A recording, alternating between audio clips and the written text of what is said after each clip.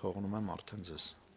Շնորհակալություն, պարոն Նուրբեկյանը ապրիլի 14-ին ազգային ժողովում ասաց, որ Հայաստանի կենտրոնական բանկը քննարկում է որոշ նույնականացման պահանջների խստացման հարցը,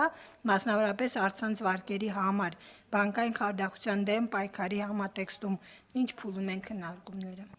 Քննարկումները շարունակվում են, դուք գիտեք, որ այդ հարցը տրիվիալ հարց չի, ես ենթադրում եմ դուք զեղծարարությունների մասին եք հարցնում։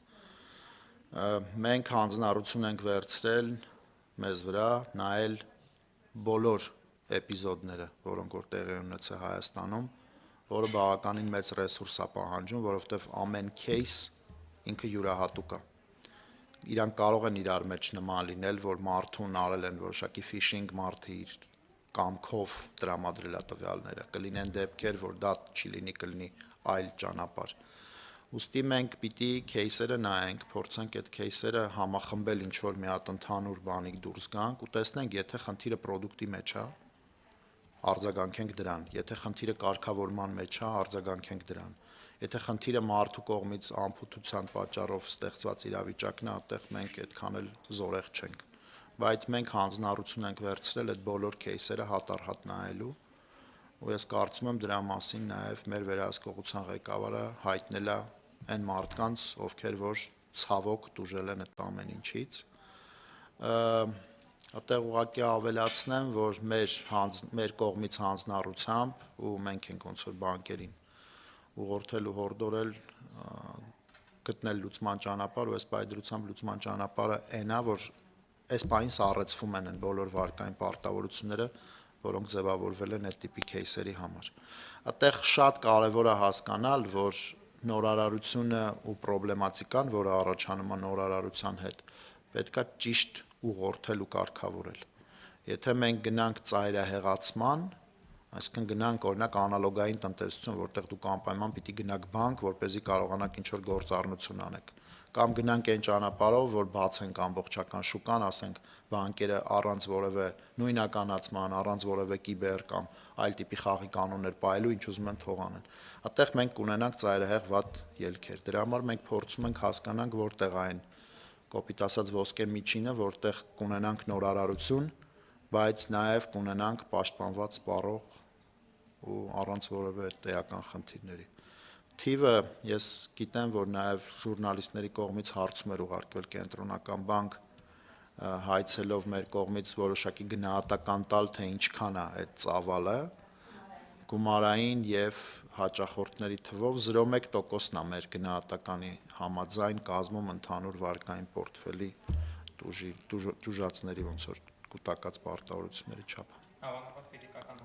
Ֆիզիկական անձինք։ Հետքը։ Ձեր հարցերը վերջացան։ Այո։ Սեդա Հերգենյան, հետքեմ, իրականում իմ հարցն էր վերաբերում բանկային զեղծարարություններին, մի մասին արդեն պատասխանեցիք, բայց տեսեք, այս իրավիճակը արդեն 5 տարի է շարունակվում է եւ դուք դեռ ասում եք, եթե ինչ-որ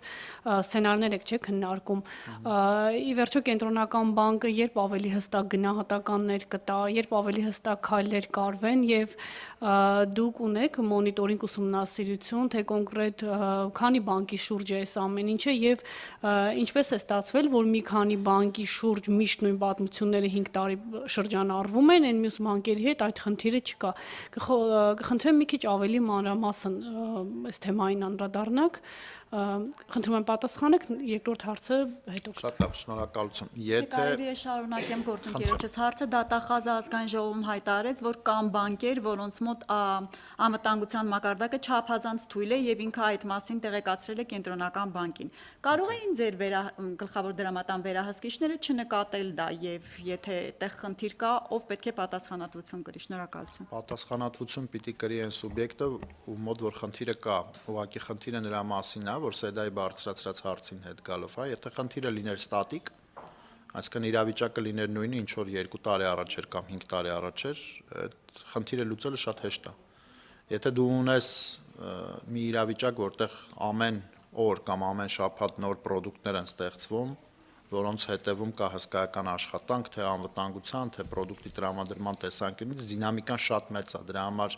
հետևել բոլոր պրոդուկտների, բոլոր մուտքերին, շուկա ու հետևել ռեալ ժամանակի ռեժիմով անհնար վիճակ է, կենտրոնական բանկը չունի 7500 աշխատող, որոնք որ կարող են այդ 7500 պրոդուկտները նայեն։ Կենտրոնական բանկի բանկերի վերահսկողության բաժնում մի տասնյակին մոտ մարդ է ընդամենը աշխատում, որոնք որ զբաղված են բանկերի վերահսկողությամբ, պրոդուկտներով եւ այլն եւ այլն։ Այսինքն խնդիրները մենք հասկանում ենք, փորձում ենք հնարավորինս արագ լուծումներ տալ, բայց այդ զարգացման տրայեկտորիայի հետևից նպատակադրել ու գնալ մի քիչ դժվար է։ Դրա համար եմ ասում, որպեսզի սիստեմիկ լուծումներ տանք, ինչ վերաբերում է ձեր դիտարկումներին, արդյոք մենք անում ենք անհատական բանկերում իրականացնում ենք ստուգումներ, այո, հիմա էլ հենց ստուգման փուլում ենք։ Արդյոք խնդիրը տարիներ շարունակ նույն բանկերում է թե չէ, թե բանկերի թիվը ավելացել է, թե պակասել է, այս պայդրությամբ իմ ունեցած տեղեկատվությամբ մենք խոսում ենք 3-4 բանկի մասին, 5 տարի առաջ կդժվարանամ ասել այդ բանկերը նույնն էին, թե նույնը չեն, կնայեմ կասեմ, բայց այդպես չեմ կարող էլ հիմա ասել, իրանք նույնն էին, թե նույնը չեն։ Այս պայդրությամբ մենք խորքային ուսումնասիրություն ենք անում կոնկրետ 3-4 բանկում։ Իսկ բանկերի կողմից միտում տեսնում եք, կներեք այդ իրենց վարկը թույլ պահելու, անվտանգությունը թույլ պահելու առումով եւ կան որոշ օղակներ ֆինանսական, ես չգիտեմ որքանով են նրանք ձևակերպված թե ոչ, բանկերի կողմից մերժված հաճախորդները կարողանում են այդ կազմակերպությունների միջոցով նույն բանկերից վերցնել վարկեր։ Միջնորդ կազմակերպություններ են դրանք։ Այսինքն միջնորդ կազմակերպությունները դիմում են բանկ, վերցնում են վարկ, հետո տալիս են իրենց հաճախորդներին։ Այո, ու չգրանցված են այդ կազմակերպությունները։ Ես չգիտեմ գրանցված են թե ոչ։ Հա, եթե իրանք մեզ մոտ գրանցված չեն ու իրանք զբաղվում են ֆինանսական գործունեությամբ առանց կենտրոնական բանկի կողմից լիցենզիա ստանալու, հասկանալի է, որ օրենքից դուրս են գործում, բայց ի վերջո քայքայում են համակարգը, չէ, ինչ որ մեկը պետք է զբաղվի։ Քրեորեն պատժելի արարք է ու դրա հետևից պիտի մեր իրավապահները գնան ու հետազոտեն ու հասկանանք որտեղ են կարողանում լուծումներ տալ։ Մեր լուծումների շրջանակը սահմանափակվում է լեգալ բիզնեսով, որը որ մենք ունենք, որտեղ միգուցե կան խնդիրներ ու մենք այդ անապրանք ապառիկների մոդել է գործում, այդպիսի համակարգեր կան։ Շնորհակալություն։ Սայդան եւս մեկ հարցներ։ Խնդրեմ։ Դրամավարկայինը դրեցինք, անցանք զեղծարարությանը։ Չէ, զուտ օրը ցերեկով Երևանով եթե ման գանք, պարոն Գալստյան, կարող ենք տեսնել հայտարարություններ, որ եթե ձեր վարկային պատմությունը վատն է եւ դուք ուզում եք վարկ վերցնել, դիմեք մեզ, մենք դա կկազմակերպենք։ Այսինքն ես չգիտեմ դա ոնց են կազմակերպում եւ ինչ միջոցներով, ինչպես, բայց այնուամենայնիվ, այսինքն ենթադրում եմ օրենքի հետ խնդիր ունեցող իրավիճակ է, բայց հասկանում եք, այսինքն հայտարարություններ են փակցվում Երևանում եւ մարդկանց ասում են դիմեք, ես չգիտեմ իրավապահների ձեր ուշադրության կենտրոնում է, իրավապահների ուշադրության կենտրոնում է եւ նաեւ դեպքեր են լինում մեր գործընկերներից մեկի հետ էր եղել, ինքը դրա մասին նաև գրառում էր կատարել Facebook-ում, որ մարդու նոր թողարկած քարտը որևէ տեղ չգրանցված, որևէ ինչ-որ վճարային համակարգի չկցված եւ այլն, իր քարտից սկսել էին գումարներ գանձել եւ մոտավորապես 1 շաբաթ, 2 շաբաթ բարձրաձայնելուց, այդ բանկ զանգելուց եւ այլը, վերջում ասել էին, որ այո, կներեք, մեր սխալն է, չգիտեմ ինչպես էր դա տեղի ունեցել, ընդունել էին, գումարը վերադարձրել էին եւ այլ, այսինքն նման իրավիճակներ են լինում, չգիտեմ, սա զուտ ամփոփության, զուտ, չգիտեմ, վատ աշխատանքի հետևանք մի փոքր դժվար է համարել։ Արշալույս ջան, առաջին հարցի հետ կապված, ավելի պնդման հետ կապված, որտեղ ես հարց չլսեցի։ Ես կարծում եմ, որ դա օրենքի սահմաններից դուրս է, արդյոք կենտրոնական բանկը ունի գործառնությունների շրջանակ կամ գործիքակազմ, որով ինքը կարա մտնի քրեական վարույթի դաշտ եւ այլն, չէ։ Բայց այդ դեպքերը, որոնք դուք նկարագրում եք, այո, իրանք տեղի ունեն ու մենք էլ դրա մասին բազմիցս ու բազում անգամ հաղորդել ենք մեր իրավապահ գործընկերներին։ Երկրորդը, որ մարդու կողմից կա եղել է դեպք, որ ֆինանսական կազմակերպությունը խոստովանել է, որ ինքը մեղավոր է ու կոմպենսացրել է մարդուն։ Կարա լինի այդպիսի դեպք, միանշանակ իհարկե, որովհետև մենք գործ ունենք մի հատ համակարգի հետ, որը ծանր բարդ համակարգ է։ Ցանկացած ծանր բարդ համակարգ, որը թվային է, ինքը իր հետ բերում է նաև որոշակի խնդիրներ, որոնք պիտի լուծվեն։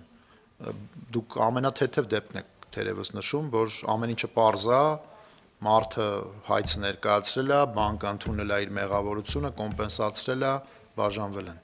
Կան դեպքեր, որտեղ նույնիսկ շատ դժվար է հասկանալ, թե ում մեղավորությամբ ու որի ինչ չափով մեղավորությամբ պատճառով է